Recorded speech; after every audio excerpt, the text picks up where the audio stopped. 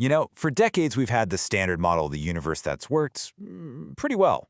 But lately, our most powerful eye in the sky, the James Webb Space Telescope, has been sending back these postcards from the dawn of time that, well, they just don't fit. And these strange little snapshots might be forcing us to rewrite the most fundamental rule of the cosmos. What if that force, the one that holds entire galaxies together and keeps our feet planted firmly on the ground, what if it wasn't a constant? What if, way back in the universe's infancy, gravity was dramatically stronger? It's a wild thought, I know, but it might just be the key to, well, to everything. So where did such a radical idea even come from? Well, it all starts with a problem. A crack that has started to appear in our beautiful standard model of cosmology, and it comes to us directly from the James Webb Space Telescope. To put it simply, Webb is peering back into the cosmic dawn, just a few 100 million years after the Big Bang. And it's finding things that, according to our rulebook, shouldn't exist yet. And we're not talking about small rounding errors here. These are major, glaring anomalies that challenge our deepest assumptions about how the universe grew up. The scale of the surprise here is just massive. On the left, that's what we expected to see. Small, clumpy, kind of teenage galaxies slowly getting their act together. But on the right, that's what Webb actually found. Huge, mature, well-structured galaxies that are way too advanced for their age. Some are even burning through all their available gas to make stars at once. It's kind of like finding a fully functioning iPhone in an ancient Roman ruin. It's so out of place that it forces you to rethink the entire history you thought you knew. And when your observations totally defy your theory, you've really only got two choices. You either question the observation or you question the theory. And the data from Webb? It's solid. So, cosmologists are starting to question one of the most fundamental forces in the universe, which is leading them to a brand new idea about gravity's secret ingredient. It's called the F of RZ theory. Now, don't worry about the letters. The crucial takeaway is this. This new model says gravity is not a fixed universal constant. Its strength actually evolves over cosmic time. And the theory suggests that way back in the early universe, gravity was significantly more powerful than it is today. So, what could be causing this change? Well, the theory introduces a new hypothetical particle called the supergraviton. Honestly, the best way to picture it is as a kind of cosmic dial. In the universe's first moments, this particle was super active, and it effectively cranked the dial for gravity's strength all the way up to 11. And this just brilliantly shows how it solves the puzzle. With the supergraviton active, gravity gets this massive boost.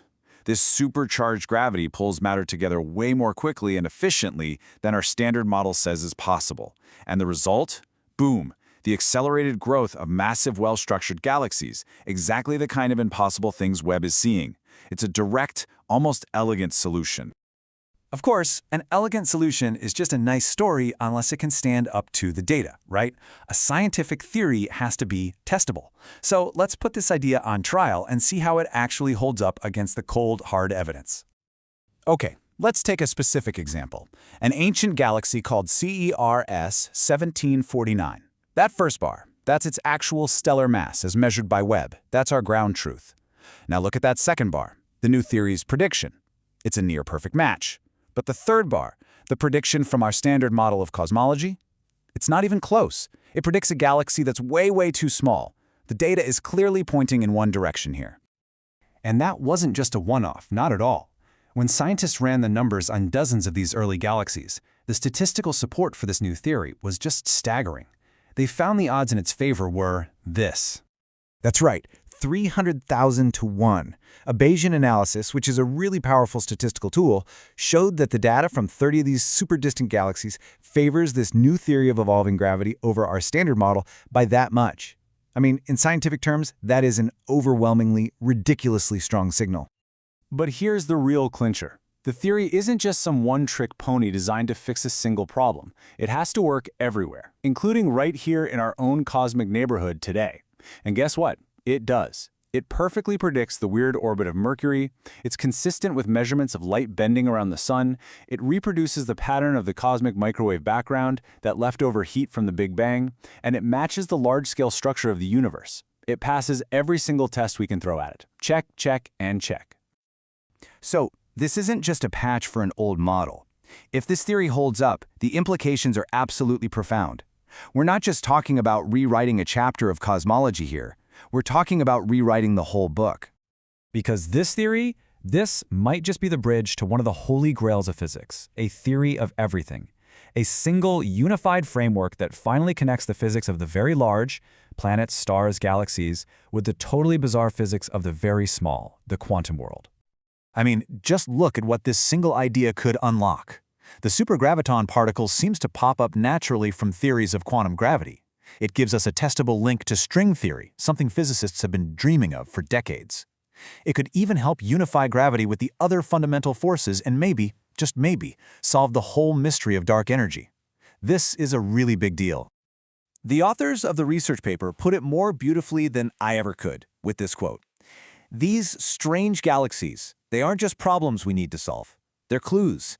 They are windows, opening up and showing us that the biggest things in the universe are deeply connected to the smallest things, in ways we are only just beginning to wrap our heads around. So, what happens now? What's next? You see, the most important feature of a really strong scientific theory isn't just that it explains the past, but that it makes clear, testable predictions about the future. This detective story is far from over. And this theory makes some truly startling predictions. It says we should be able to see some of the fundamental constants of nature actually shifting slightly if we look at the light from ancient galaxies.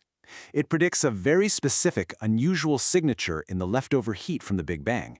And maybe weirdest of all, it even predicts a kind of cosmic echo, a repeating pattern in the structure of the universe over vast scales of time.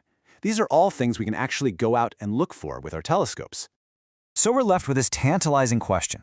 The things that don't fit, the anomalies, the glitches in our models, maybe they aren't problems after all.